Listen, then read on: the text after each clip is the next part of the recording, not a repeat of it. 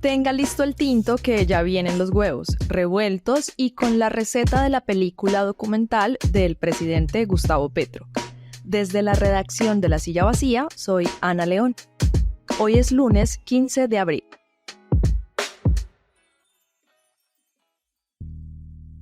La semana pasada se estrenó el documental sobre Gustavo Petro, una película de 99 minutos que retrata al presidente desde las razones ideológicas que influyeron para que ganara la presidencia, pero obvia las alianzas políticas que también lo empujaron al triunfo.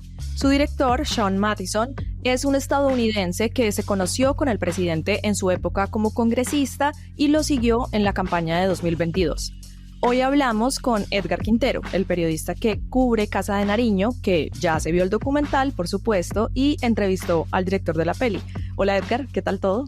Hola Ana, ¿todo bien? Sí, ya me vi el documental 2 veces.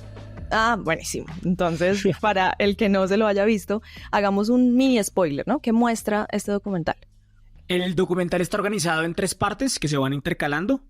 En una muestra la vida política del presidente Petro, desde su ingreso a la guerrilla del M-19, su paso como congresista opositor al gobierno de Álvaro Uribe y su ascenso como el principal líder de la izquierda. Ajá. La segunda parte habla sobre la historia del conflicto armado en Colombia y sus múltiples actores, y la tercera parte se mete en la campaña presidencial del 2022.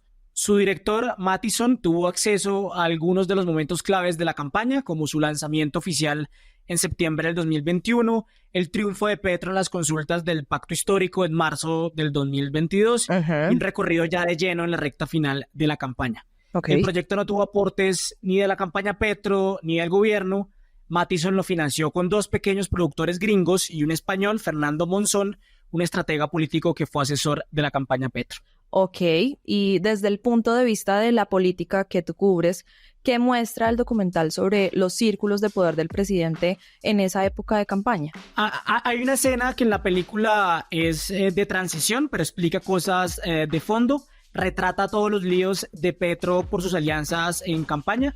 Es al inicio del documental y es cuando el entonces candidato Petro se está preparando y sale rumbo a la famosa tarima en forma de P, con la que lanzó su campaña presidencial en septiembre del 2021 y que fue financiada por los empresarios y políticos Pedro Flores y Euclides Torres, el megacontratista del gobierno que ha sido beneficiado con contratos millonarios en transición energética, transporte, alumbrado público y más. Claro, la P de Euclides, ¿no?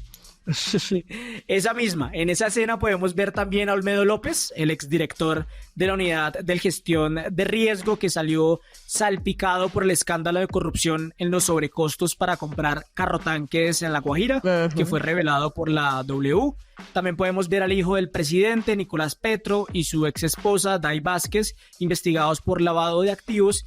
Y por supuesto vemos a Laura Sarabia, directora del DAPRE, mano derecha del presidente, y a Armando Benedetti, la persona que se encargó de la agenda de Petro en campaña y que luego protagonizó junto a Sarabia un escándalo político en el que insinuó que la campaña Petro fue financiada ilegalmente.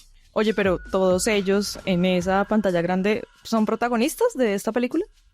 No, son personajes totalmente secundarios, su papel está minimizado. El documental muestra sobre todo las razones ideológicas que llevaron a Petro a la presidencia, como su trayectoria como congresista antiuribista, que denunció las alianzas entre el establecimiento y los paramilitares, y el ambiente de agitación social que estalló luego del paro nacional del 2019 y que se intensificó en 2020 y 2021 con la pandemia. Que se aumentaron las protestas contra el gobierno Duque y abrieron el camino para que Petro llegara a la presidencia con su discurso de cambio. Claro, la visión del mismo presidente sobre su triunfo. ¿Y el documental cuenta algún matiz, Edgar? No lo cuenta. El documental se centra en las razones más ideológicas del triunfo de Petro y no menciona la verdadera combinación que llevó al presidente al poder, una mezcla de entusiasmo genuino por sus ideas, una izquierda unida y mejor organizada y sobre todo las alianzas políticas con sectores de la clase política tradicional en todo el país, no solo en el Caribe. Claro. Como en su momento lo contó La Silla, el famoso evento con la tarima en forma de P en Barranquilla fue organizado al mejor estilo de la política tradicional, con buses contratados para traer a la gente desde los barrios de la ciudad y los pueblos del Atlántico. Oye, y tú hablaste con el director sobre la falta de esos matices, ¿no? ¿Qué dijo al respecto? Sí, Mattison me dio una excusa y una idea audaz. La excusa es que era imposible prever que personajes como Olmedo López y Euclides Torres iban a ser un problema para el gobierno y que esas investigaciones salieron cuando ya habían acabado de filmar y finalmente ellos se concentraron en la campaña. Aunque reconoce que desde la campaña era evidente que Benedetti, por ejemplo, no era precisamente un político de izquierda, sino más bien un hábil operador político que le permitía a Petro hacer alianzas en la costa. Y su idea audaz para minimizar esos actores en la campaña es que Mattison considera que sin esos personajes, sin el profesionalismo clientelista de Benedetti, Petro igualmente hubiera ganado por el fenómeno de opinión que había creado en el país. Interesante, pero discutible, ¿no? Bueno, más allá de no complejizar en los medios para llegar al triunfo, ¿cómo queda retratado el carácter de Petro en ese documental? Sí, esto es como lo mejor del documental, y es que retrata la obsesión de Petro por el cambio y las ideas fijas que tiene el presidente desde muy joven para conseguirlo. Lo hace con material de archivo, imágenes que muestran a Petro en los 80 y los 90, hablando de que el cambio es imparable, mostrándose ya muy cómodo en las tarimas y en la plaza pública, que ha sido una de sus grandes virtudes como candidato. Esa capacidad Petro la sigue explotando y la demostró en campaña en 2022, cuando hizo esta campaña bastante 20 juliera con plazas a reventar, y lo sigue haciendo durante su gobierno, donde su voz y su discurso generan grandes hechos políticos como la propuesta de la Asamblea Nacional Constituyente. Entonces el documental muestra a un Petro con unas ideas fijas que en lo esencial no se han transformado y que son su principal virtud y seguramente también su principal defecto. ¿Y qué viene para la película, Edgar? ¿Cuáles son como las aspiraciones pues, de su director con este largometraje?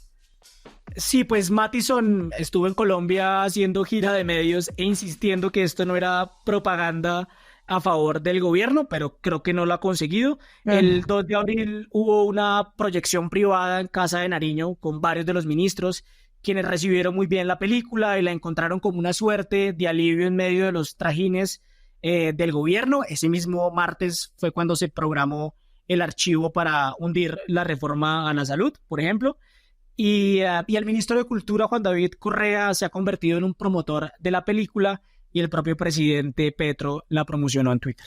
Bueno, pues el que quiera alistar crispetas para ver este documental, ¿dónde lo encuentra o dónde puede ir a verlo? Sí, lo encuentran en Retina Latina hasta el 23 de abril, que es una plataforma de streaming que pasa a películas latinoamericanas. Y también pueden ir a verla en el cine de la Cinemateca de Bogotá. Y pues les recomiendo buscar boleta rápido porque todas las funciones de la semana pasada se agotaron de inmediato.